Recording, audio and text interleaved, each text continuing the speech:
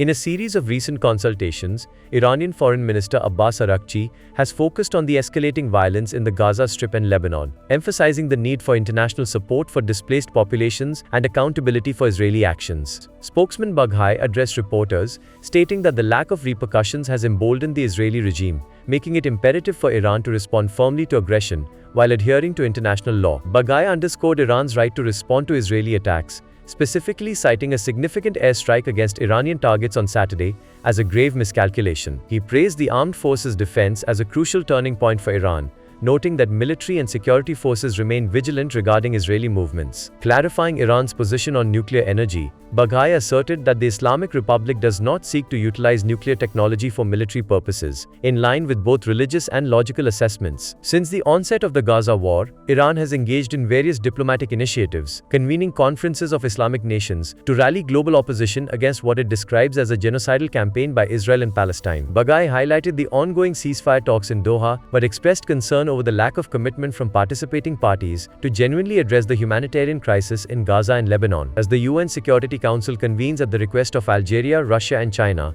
Baghaei anticipates significant discussions regarding Israel's actions. He emphasized that the UNSC must adopt a resolute stance, referring to its responsibilities under Chapter 7 of the UN Charter, which addresses threats to peace and acts of aggression. Baghaei reiterated Iran's commitment to avoid war, while stating that the nation will not hesitate to defend its territory and people. He also criticized US support for Israel, arguing that it has only fueled Israeli aggression. Regarding recent Israeli airstrikes that allegedly targeted Iranian military sites using Iraqi airspace, Iranian officials expressed their intent to defend against such incursions. Baghaei called for an international arms embargo against Israel, urging nations to join the campaign to prevent the regime from using Western-supplied weapons in its conflicts with Gaza and Lebanon. In a statement following the attacks, the Islamic Revolutionary Guard Corps confirmed that its forces retaliated by targeting an Israeli military site, framing their actions as support for the Palestinian and Lebanese people. The IRI pledged to intensify its operations against Israeli strongholds, responding to what it describes as ongoing massacres of civilians.